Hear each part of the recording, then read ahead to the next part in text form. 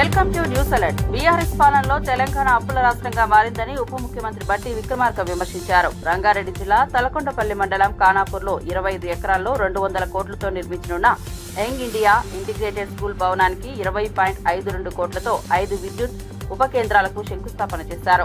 Kalwakurthy MLA Kasireddy Narayana Reddy ఆయనతో కలిసి పాల్గొన్నారు. కల్వకుర్తి ప్రాంతాన్ని అభివృద్ధి చేసేందుకు ప్రభుత్వం కట్టుబడి ఉందన్నారు. వ్యవసాయం, పాడి పరిశ్రమలపై ఆధారపడే ప్రజలకు నాణ్యమైన విద్యుత్ సేవలు అందించేందుకు చర్యలు తీసుకుంటున్నట్లు తెలిపారు. ఇది ప్రజలకు భరోసానిచ్చే అభివృద్ధి పనులన్నారు. సంవత్సరానికి కనీసం 20,000 కోట్ల రూపాయలు వడ్డీ లేని రుణాల్ని మీకు అందించాలని, 5 సంవత్సరాల్లో 1,00,000 కోట్ల రూపాయల్ని మహిళలకి వడ్డీ లేని రుణాలను అందించాలనే లక్ష్యంతో మనం ముందుకు పోతాం. ఈ సంవత్సరానికి ఇప్పటికే రాష్ట్ర వ్యాప్తంగా 21,000 కోట్ల రూపాయలు వడ్డీ లేని రుణాలను అందించాం. ఈ సంవత్సరం కూడా 20,000 కోట్ల టార్గెట్ దాటుతాం. ఎందుకు మహిళలకు ఇస్తా ఉన్నామని చాలా మంది, మరి ఇదే ముఖ్యమంత్రి గారు ఆనాడు కోసం పుట్టామని చెప్పారు కదా, మరి ఈ 10 ఏళ్లు డ్వాక్రా సంఘాల సంబంధించిన మహిళలకి వడ్డీ లేని రుణాలు ఎందుకు ఇవ్వలేదని నేను అడుగుతా ఉన్నాను. ఈ రాష్ట్రంలో ఉన్నటువంటి మహిళలందరూ ఈ రాష్ట్రంలో భాగస్వాములు కాదా? వాళ్ళు ఆర్థికంగా నిలదొక్కుని ఎదిగి ఆ కుటుంబాన్ని పోషించి ఉన్నతంగా ఎదిగితే సంతోషపడాలని కోరుకోవాలి కదా. అది కదా నాయకుడి లక్షణం. పాలకుడిగా ఏ ఒక్క రోజైనా ఈ రాష్ట్రంలో ఉన్నటువంటి మహిళలు ఎదగాలని ఆలోచన చేశామా? లేదే. మరి ఈ రోజు రేవంత్ రెడ్డి గారి నాయకత్వంలో ఇందిరమ్మ ప్రభుత్వం, కాంగ్రెస్ ప్రభుత్వం మహిళల కోసం 5 సంవత్సరాల్లో 1,00,000 కోట్లు ఇవ్వాలని ఆలోచన చేసి ముందుకు పోతా ఉంటే ఎందుకు మీకు అంత బాధ అవుతా ఉందని నేను అడుగుతా ఉన్నాను. మహిళలు బాధపడితే నీకు దుఃఖం వస్తుందా? ఆనందపడితే, ఎదిగితే నీకు దుఃఖం వస్తుందా? అలాగే రాష్ట్రంలో ఉన్నటువంటి నిరుద్యోగ యువకులు రాష్ట్రం తెచ్చుకున్నదే ఉద్యోగాలు. రాష్ట్రం వస్తే నాకు గౌరవం వస్తుంది, ఉద్యోగం వస్తుంది, నా కుటుంబాన్ని బతికించుకోవచ్చు అని ఆశపడితే ఏం చేశావు? 10 ఏళ్ళు ఒక గ్రూప్ 1 పరీక్ష కూడా నిర్వహించుకోవడం వదిలిపెట్టావు. గాలితో చూస్తే వచ్చి రాగానే సంవత్సర కాలంలోనే 56,000 ఉద్యోగాలు, 56,000 మంది ఉద్యోగాలు ఇచ్చామే.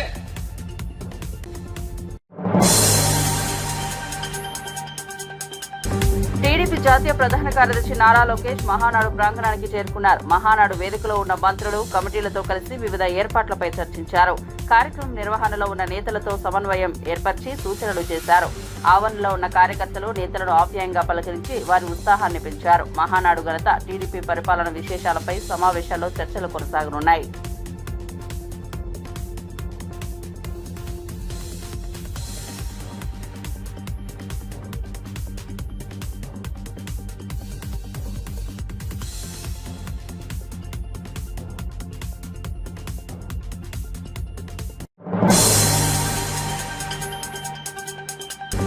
మాజీ మంత్రి కాకాని గోవర్ధన్ రెడ్డిపై పెట్టిన కేసులు పూర్తిగా అక్రమమని వైఎస్ఆర్సీపీ లీగల్ సెల్ అధ్యక్షుడు మనోహర్ రెడ్డి ఆగ్రహం వ్యక్తం చేశారు. రుస్తుం మైకా మైనింగ్ కేసు ఇప్పటికే మూసివేయబడి ఉంటే మళ్లీ అదే విషయంపై మైనింగ్ ఈడీతో ఫిర్యాదు చేయించడం అనైతికమని మండిపడ్డారు. ఈ కేసులో ఏవన్తో పాటు మరికొందరికి హైకోర్టు బెయిల్ మంజూరు చేసినప్పటికీ కాకానిపై నాన్ బెయిలబుల్ సెక్షన్ల కింద కేసులు నమోదు చేయడమే రాజకీయ కుట్ర అని ఆరోపించారు. పగ దృష్టితోనే కాకానిపై మళ్లీ చర్యలకు పాల్పడుతున్నారని విమర్శించారు. అయితే మళ్ళీ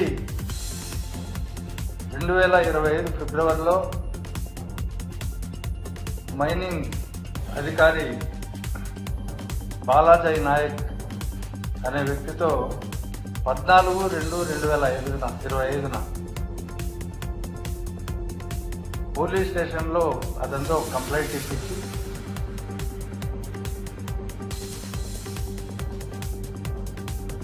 ఆడ కేసు రిజిస్టర్ చేయడం జరిగింది. అయితే ఈ కేసులో అప్పుడు ముద్దాయిలుగా ముగ్గురిని చేరిస్తే ఆ ముగ్గురిని కూడా యాంటిసిపేటరీ బెయిల్ వచ్చింది. ఎందుకంటే అన్నీ కూడా 7 సంవత్సరాల లోపు పడే శిక్షలే ఉన్నాయి కాబట్టి వాళ్ళంతా హైకోర్టును ఆశ్రయిస్తే యాంటిసిపేటరీ బెయిల్ ఇవ్వడం, తర్వాత స్ట్రిక్ట్గా ఇప్పుడు 35(3) బిఎన్ఎస్ అంటామో అప్పుడు 41A సిఆర్టీసీ ప్రకారం వాళ్ళతో వివరణ తీసుకొని వాళ్లకు బెయిల్ ఇవ్వమని చెప్పి కోర్టు చెప్పడం, ఆ ప్రకారం వాళ్ళ ముగ్గురికి బెయిల్ వస్తుంది. బెయిల్ వచ్చిన వెంటనే కాకాని గోవర్ధన్ రెడ్డి ఎటువంటి పరిస్థితుల్లో అతను తప్పించుకోకూడదు. ఇందులో నాన్ బెయిలబుల్ సెక్షన్స్ పెట్టి అంతవరకు కాకాని గోవర్ధన్ రెడ్డి పేరు ఈ కేసులో ఎక్కడా లేదు, అండ్ అదర్స్ అని ఉంది. అప్పుడు A4గా కాకాని గోవర్ధన్ రెడ్డి గారిని చేర్చి అందులో కొంతమందిని అరవింద్ కుమార్ రెడ్డి అట్లాంటి వాళ్ళని అరెస్ట్ చేసి వాళ్ళతో కన్ఫెషన్ స్టేట్మెంట్ తీసుకున్నట్టు, అందులో కూడా ఆ కన్ఫెషన్ స్టేట్మెంట్ తీసుకున్న దాంట్లో కూడా కాకాని గోవర్ధన్ రెడ్డి నేను ఉంటాను, మీకేమీ కాదులే, మీరు జరుపుకోండి అని మాకు అభయం ఇచ్చాడు అని చెప్పి అదంతా కన్ఫెషన్ స్టేట్మెంట్ తీసుకుని తర్వాత 27/2/2025 సోమిరెడ్డి చంద్రమోహన్ రెడ్డితో పోలీసులకు ఒక స్టేట్మెంట్ రికార్డ్ చేసి 28/2/2025 అంటే మరుసటి రోజే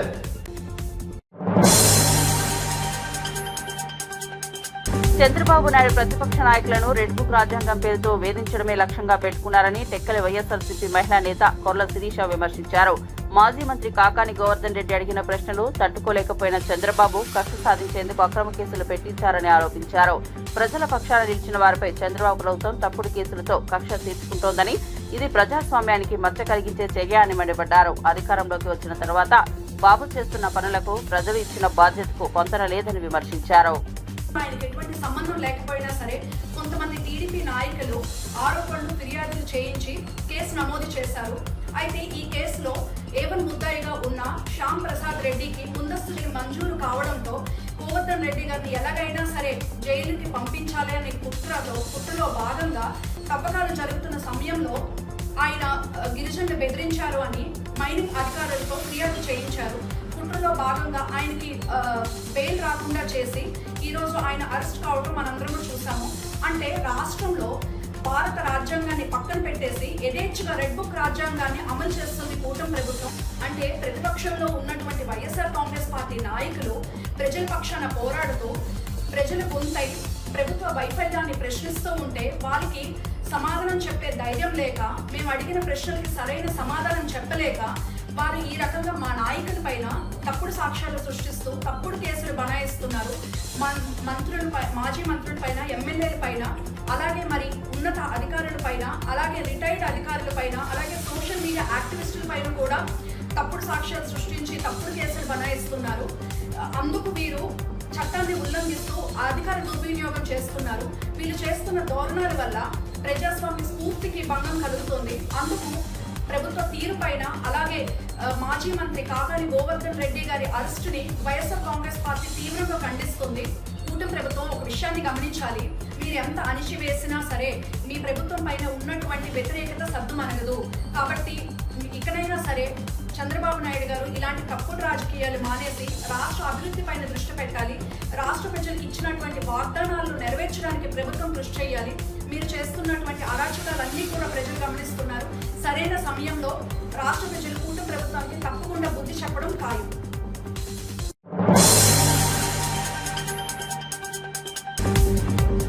హైదరాబాద్ ట్రాఫిక్ అసిస్టెంట్లుగా ట్రాన్స్జెండర్ల సేవలు విజయవంతమవుతున్న నేపథ్యంలో అన్ని శాఖల్లోనూ ట్రాన్స్జెండర్లకు అవకాశాలు కల్పించాలనే ఆలోచనలో ఉన్నట్లు మహిళా శిశు సంక్షేమ శాఖ మంత్రి సీతక్క వెల్లడించారు. సచివాలయంలో ట్రాన్స్జెండర్ ట్రాఫిక్ ఇన్స్పెక్టర్లతో సమావేశమైన ఆమె వారి అనుభవాలు, అభిప్రాయాలను తెలుసుకున్నారు. గత 6 నెలలుగా క్లిష్టమైన విధుల్లో అంకితభావంతో సేవలందిస్తున్న ట్రాన్స్జెండర్లను మంత్రి సీతక్క ప్రశంసించారు. సమాజంలో గౌరవం పెరగడంతో ఇతర ట్రాన్స్జెండర్లు కూడా ధైర్యంగా ఉద్యోగ అవకాశాల కోసం ముందుకు రావాలని సూచించారు. ఈ విధానం తెలంగాణకు ప్రాతినిధ్యం చేకూరుస్తుందని అభిప్రాయపడ్డారు.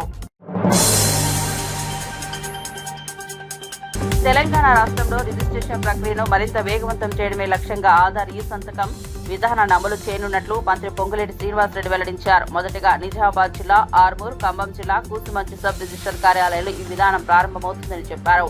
ఆ తర్వాత రాష్ట్ర వ్యాప్తంగా అమలుకు సన్నాహాలు చేస్తున్నట్లు తెలిపారు. స్లాట్ బుకింగ్ విధానం 2వ తేదీ నుంచి అమల్లోకి వస్తుందని వెల్లడించిన ఆయన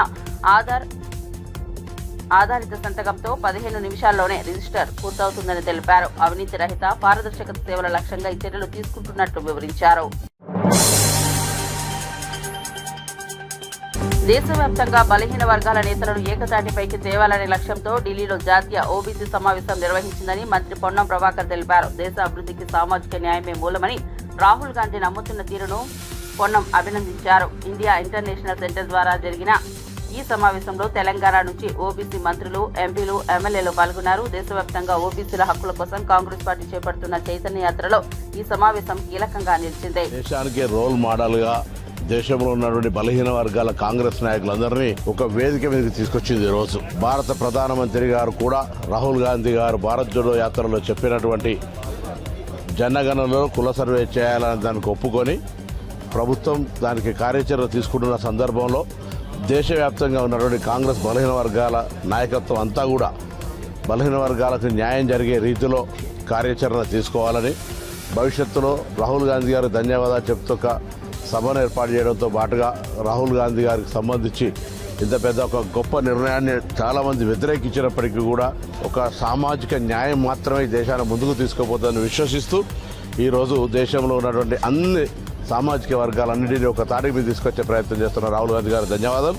అందులో తెలంగాణ కుల సర్వే దేశంలో ఆదర్శంగా ప్రతి ఒక్కరి ఇంటికి వెళ్ళి సమాచారాన్ని తీసుకొని ఇలా వాళ్ళ స్వచ్ఛంద సమాచారాన్ని తీసుకొని డాటాతో ఉంది. ఇలా తప్పకుండా 42% స్థానిక సంస్థల రిజర్వేషన్లు, ఉద్యోగ ఉపాధి అవకాశాలు కూడా 42% రిజర్వేషన్లకు సంబంధించిన ప్రక్రియలో ముందడుగు చేస్తామనే విశ్వాసాన్ని సందర్భంగా వ్యక్తం చేస్తా ఉన్నాం. భారతదేశంలో ఉన్న అన్ని వర్గాలకు అన్ని అంటే ఎంత జనాభా ఉందో వాళ్ళకి అంత హక్కు రావాలని జిస్కి జిత్తి ఆబాదీ ఉస్కు ఇత్తా హక్కు మిల్నా అని రాహుల్ గాంధీ గారి నినాదాన్ని ఈరోజు కాంగ్రెస్ పార్టీ, అదేవిధంగా ముఖ్యంగా మన తెలంగాణ రాష్ట్రంలో ఏదైతే పాపులేషన్ సెన్సస్తో పాటు కాస్ట్ సెన్సరం చేయడంలో అలా ముఖ్యంగా రాహుల్ గాంధీ గారి ఆలోచన, రేవంత్ రెడ్డి గారి కృషితో ఈరోజు తెలంగాణ రాష్ట్రంలో కాస్ట్ సెన్సస్ చేయడం జరిగింది. మాకు పూర్తి నమ్మకం ఉంది రాబోయే రోజులలో కూడా ఓబీసీకి సంబంధించిన నాయకత్వంని ఇంకా స్ట్రెంథెన్ చేయడానికి కూడా మేమందరం కూడా పనిచేస్తాం. ముఖ్యంగా మా నాయకుడు రాహుల్ గాంధీ గారి ఆలోచనని ఇంకా ప్రజలకు తీసుకెళ్తామని కూడా ఈ సందర్భంగా చెప్పడం జరుగుతుంది.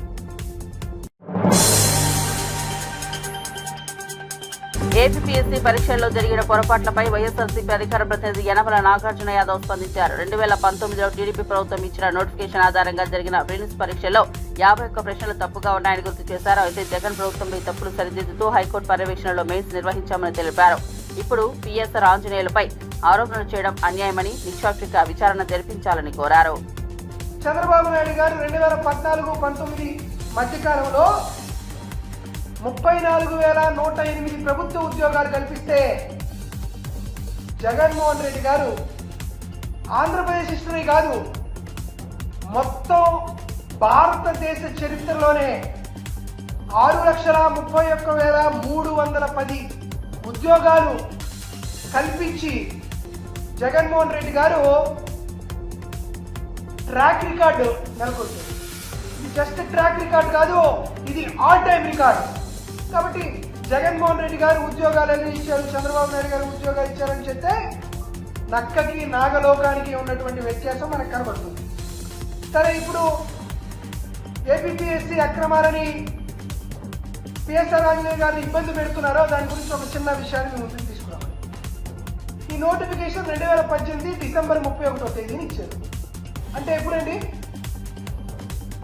మరో 2 నెలల్లో సార్వత్రిక ఎన్నికలు జరుగుతాయనగా 2019 సార్వత్రిక ఎన్నికలు జరుగుతాయనగా 2 నెలల ముందు యువతకి కుచ్చుటోపీ పెట్టడానికి, యువతని మోసం చేయడానికి, నిరుద్యోగుల ప్రాణాలు తీయడానికి కేవలం 2 నెలల ముందు ఇటువంటి నోటిఫికేషన్ రిలీజ్ చేశారు.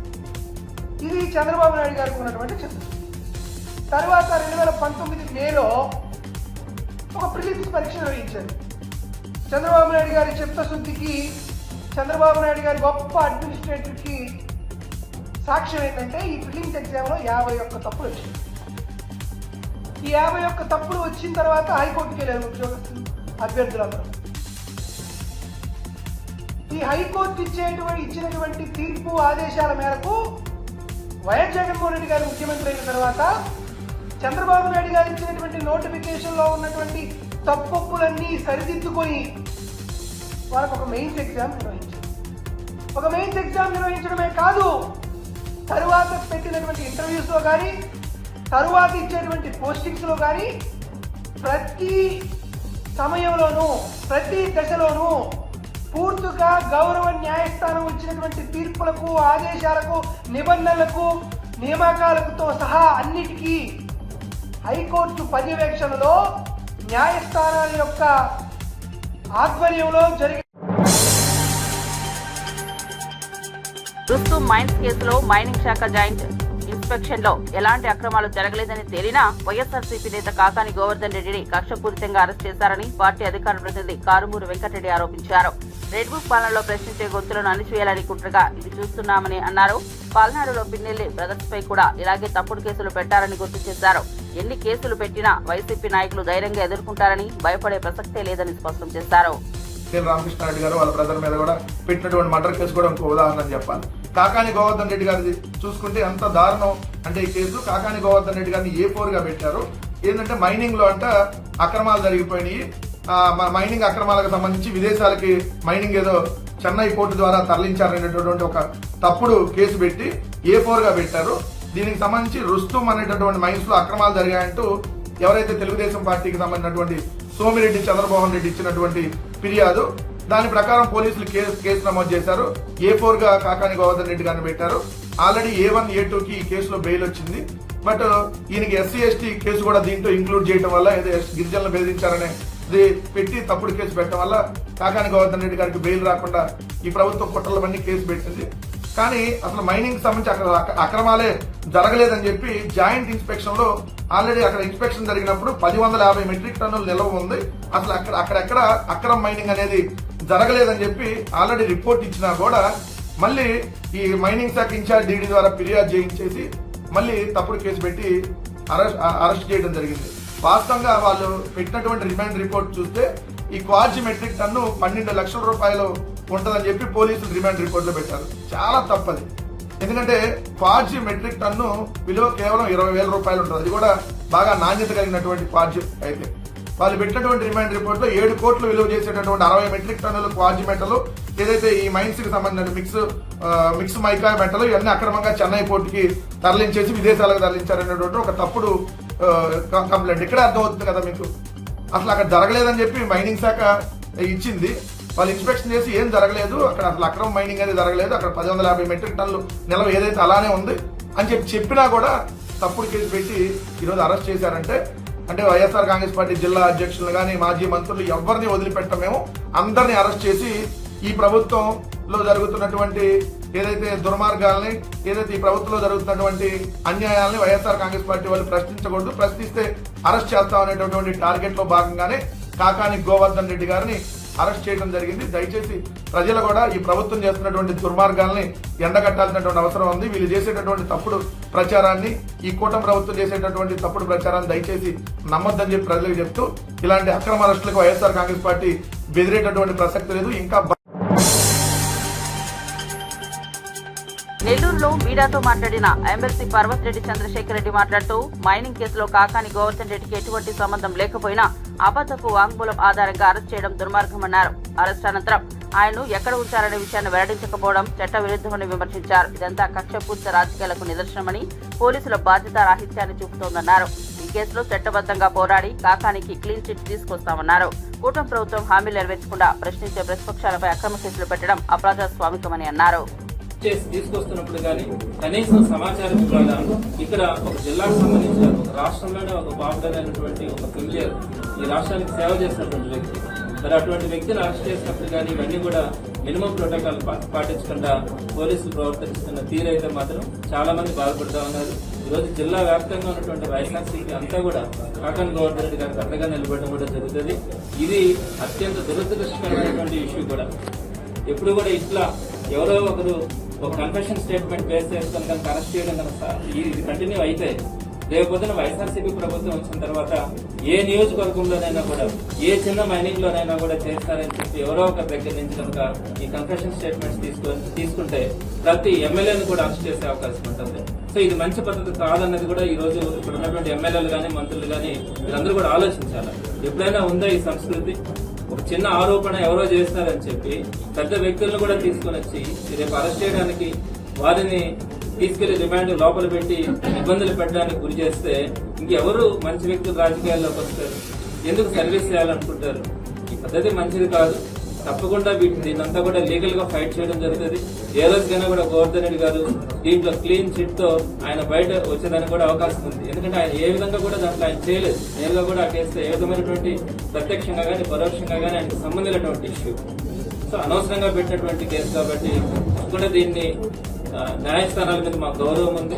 తప్పకుండా రాబోయే రోజుల్లో ఈ కేసు గురించి ఫైట్ చేయడం కానీ ఆ తర్వాత కూడా వీరు చేస్తున్నటువంటి ఏదైతే ఈ రోజు తెలుగుదేశం పార్టీ వాళ్ళు ఎన్నైతే అక్రమాలు చేస్తా ఉన్నారో, ఎన్నైతే దుర్మార్గాలు చేస్తా ఉన్నారో జిల్లాలోనే కదా రాష్ట్ర వ్యాప్తంగా కూడా వాటన్నింటినీ కూడా ప్రజల దృష్టికి తీసుకెళ్లడం కూడా జరుగుతుంది. ఇంకోటి కూడా వాళ్ళు మహానాడు పేరుతో జరుపుకుంటా ఉన్నారు. ఈ సెలబ్రేషన్స్ అని కూడా జరుపుకుంటా ఉన్నారు. అలానే రేపు 1 year కంప్లీట్ అవుతా ఉంది. ఈ 1 year కంప్లీట్ అయిన తర్వాత 1 year లోపల ఎక్కడ కూడా వాళ్ళు చెప్పినటువంటి ఏ ఒక్క హామీ కూడా నెరవేర్చకపోగా పైపెచ్చి ఈ రోజు ప్రజలందరూ కూడా తెలుగుదేశం పార్టీ నాయకులు కానీ ముందుకు వస్తే వారందరినీ కూడా నిలదీయడానికి సిద్ధంగా ఉన్నారు ఈ రోజు ప్రజలందరూ కూడా. సో ఇటువంటి పనులన్నీ కూడా చేయకుండా అంటే ప్రజలని భయభ్రాంతులకు గురి చేయాలంటే ఆ నాయకుల్ని ప్రతిపక్ష పార్టీ నాయకుల్ని అరెస్ట్ చేసి భయపెడితే ఈ ప్రజలు కూడా ముందుకు వచ్చే పరిస్థితి ఉండదన్న ఆలోచనతో ఈ రోజు ఇట్లాంటి నాయకులందరినీ కూడా వారి 1 year సెలబ్రేషన్స్ చేసుకునేదానికి దానికి ప్రజల నుంచి వచ్చే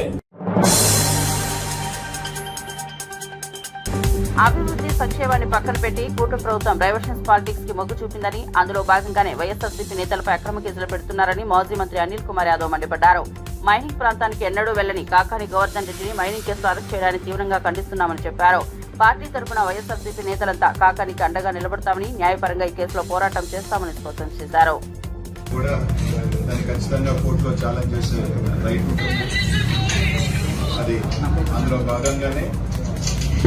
ఏదైతే జిల్లా అధ్యక్షుల వారు కానీ కోర్టును ఆశ్రయించడం జరిగింది, ముందస్తు బెయిల్ కోసం కూడా ఆశ్రయించడం జరిగింది.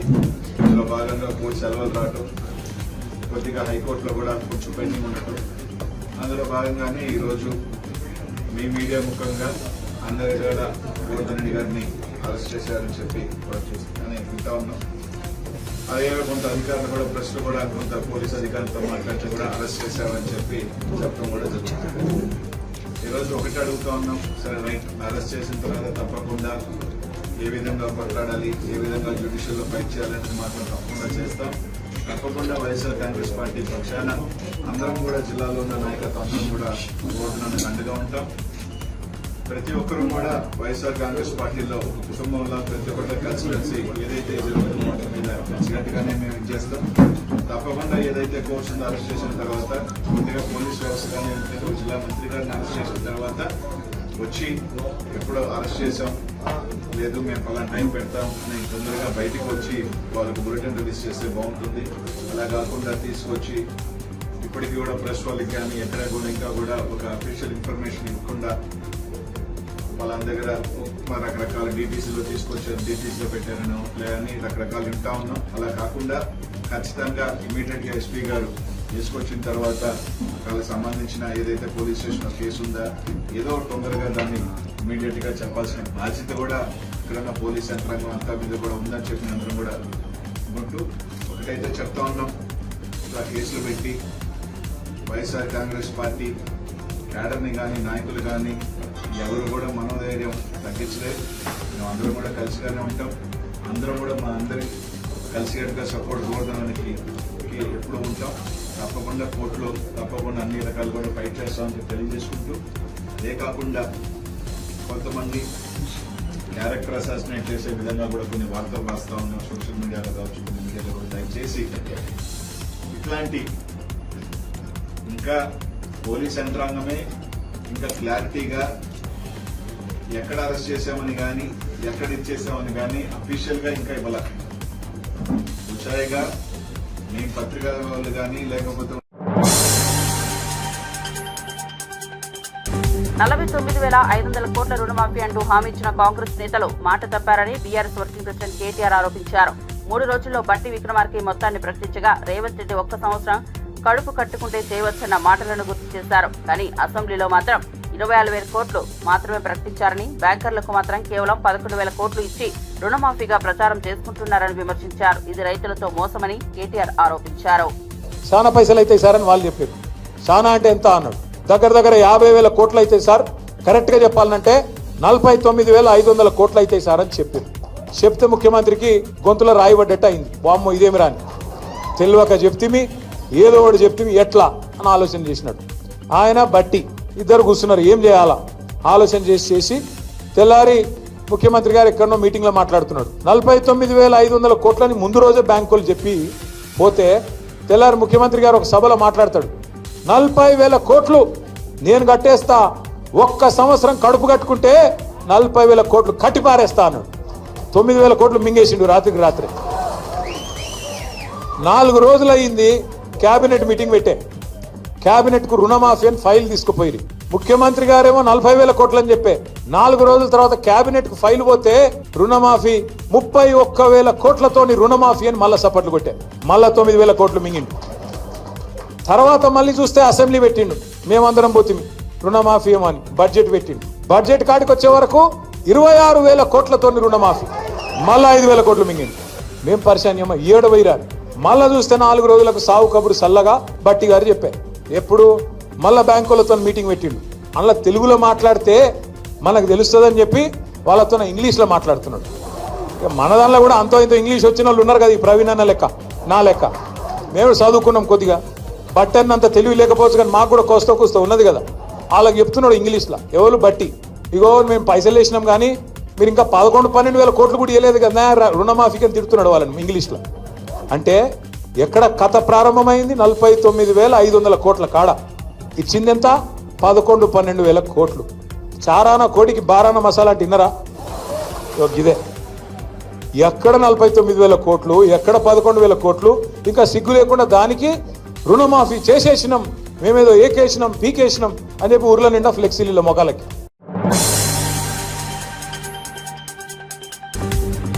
సూర్యాపేట నియోజకవర్గంలోని ఏపూర్ గ్రామంలో ఐకేపీ కేంద్రంలో తడిసి మొలకెత్తిన వడ్లను పరిశీలించిన మాజీ మంత్రి ఎమ్మెల్యే గుంటకండ్ల జగదీష్ రెడ్డి తీవ్ర వ్యాఖ్యలు చేశారు.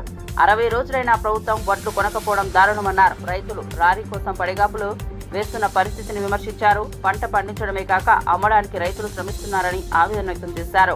కేంద్రంలో వాసనలు, మొలకలు, దళారుల దోపిడీ కొనసాగుతోందన్నారు. మరోవైపు రేవంత్ రెడ్డి చంద్రబాబు చేతిలో కీలుబొమ్మగా వ్యవహరిస్తున్నారని, మోడీతో కలిసి నదుల దోపిడీకి కుట్ర చేస్తూ గోదావరి జలాలు బనకచెర్లకు తరలించే ప్రయత్నాలు జరుగుతున్నాయని ఆరోపించారు. అన్న పరిస్థితి వచ్చింది. తెలంగాణను లూటు చేసే పరిస్థితి వచ్చింది. ఎవడికి దోచినంత వాడు దోసుకుపోవడమే, ఎవడికి దొరికినంత వాడు దోసుకుపోవడమే అనే పద్ధతుల్లో ఇవాళ మంత్రివర్గం పనిచేస్తా ఉంది. ఉత్తమ్ కుమార్ రెడ్డి నువ్వు వెంటనే ఆదేశాలు ఇచ్చి తడిసిన ఓట్లు కానీ మొలకెత్తిన ఓట్లు కానీ ఏదైనా సరే వెంటనే కొనుగోలు సీరియస్ చేయమని చెప్పు. దురదృష్టం ఏంటంటే మీ ప్రభుత్వం సహకరించకపోయినా, మీ మూర్ఖత్వంతో నీళ్ళు ఇవ్వకపోయినా కష్టపడి పండించుకున్న పంటను కొనే పరిస్థితి కూడా లేక ఇంకా రాష్ట్రాల్లోనే ఉంటున్నారు. పోయి మళ్ళీ నాగలిగట్టి దున్నాల్సిన రైతు, దుక్కి తినాల్సిన రైతు కేవలం పండించిన ఒడ్ల కాడ కాపలా పండుకోవడానికి సరిపోతా ఉంది. ఈ దుర్మార్గం ఇది, దీన్ని తీవ్రంగా ఖండిస్తా ఉన్నాం మేము. వెంటనే ప్రభుత్వం కళ్ళు తెరిచి 2-3 రోజుల్లోనే ఒక గింజ లేకుండా లిఫ్ట్ చేయాలి. మిల్లర్లు ఇబ్బంది పెడుతున్నారు రైతుల్ని. కోత కొయ్యకుండా ఇప్పటి వరకు ఒక్క రైతు నుంచి కూడా పంట తీసుకోలేదు. రైతాంగాన్ని ఆదుకోండి ఇప్పటికైనా. ఇప్పటికే రైతుల్లో మీ భాగవతం అంతా బట్టబయలైంది. దీంతో ఇంకా స్పష్టంగా తేలిపోతుంది మీ చేతగాంతనం, మీ నిర్లక్ష్యం. మీ దృష్టి అంతా కేవలం డబ్బుల సంపాదన మీద, కమిషన్ల మీద ఉన్నది తప్ప ఏ రంగం పైన కూడా సోయి లేదు, ప్రభుత్వానికి కంట్రోల్ లేదు. వెంటనే 1-2 రోజుల్లోనే యుద్ధ ప్రాతిపదికన చర్యలు తీసుకొని మరి రాత్రి పగలు పనిచేసి వెంటనే ఒడ్లు కూడా ఎక్కడ కొనుగోలు కేంద్రంలో గింజ ఒడ్లు లేకుండా తీసుకుపోవాలి, ఇళ్ళ దగ్గర చేర్చాలి, రైతాంగాన్ని కాపాడాలి అని చెప్పి నేను ప్రభుత్వాన్ని డిమాండ్ చేస్తా ఉన్నా. కాళేశ్వరం మీద వీళ్ళు కుట్రలు చేసి పక్క రాష్ట్రం కంటే దుర్మార్గంగా తెలంగాణకి ద్రోహం చేసిండ్రు, తెలంగాణ రైతాంగానికి ద్రోహం చేసిండ్రు. ఒకవైపు మీరు వాడుకోవట్లేరు కాబట్టి మేము తీసుకుపోతామని చెప్పి చంద్రబాబు నాయుడు కుట్రలు చేస్తున్నాడు. పూర్తిగా మోడీ సపోర్టు చంద్రబాబు నాయుడుకు ఉంది, చంద్రబాబు నాయుడు చేతుల్లో ఉంది కాబట్టి ఇవాళ మోడీ బతుకంతా మొత్తం కృష్ణ అయిపోయింది. కృష్ణ జలదోపిడి సజావుగా పూర్తి చేసుకుంది ఆంధ్రప్రదేశ్ ప్రభుత్వం. వచ్చిన నీళ్లను కూడా వాడుకునే సోయి లేని ఉత్తమ్ కుమార్ రెడ్డి చెత్తవాగుడు వాగుతున్నాడు. కేసీఆర్ తీసుకుపోయి ఆంధ్రాకి అప్పచెప్పిండు అని మాట్లాడుతున్నాడు. బుద్ధి లేకుండా గత 9 సంవత్సరాల్లో కృష్ణ నీళ్లు మనం ఎన్ని వాడినామో ఈ సంవత్సరం మీరెన్ని వాడినరో కేఆర్ఎంబి స్పష్టంగా చెప్పింది. తెలంగాణ వాటా 20% కూడా వాడలేదు, ఆంధ్రప్రదేశ్ 80% వాడుతుంది అని చెప్పి ఇవాళ ఆంధ్రప్రదేశ్ తీసుకుపోతున్న నీళ్లు కూడా తెలంగాణవి. ముఖ్యమంత్రి, ఇరిగేషన్ మంత్రి సోయి లేకుండా దద్దమ్మలాగా చంద్రబాబుకు మోడీకి దాసోహం అని చెప్పి మీరు వాళ్ళ కాలకాడ పడున్నారు. ఇవాళ కూడా ప్రతి చుక్క ఆంధ్రప్రదేశ్ పోతుంది అంటే అది తెలంగాణ నీళ్లు, తెలంగాణ వాటా. ఇది వాడుకునే సోయి లేదు కానీ కేసీఆర్ మీద అవాకులు చివాకులు వెలుకుంటా బతుకుతున్నారు.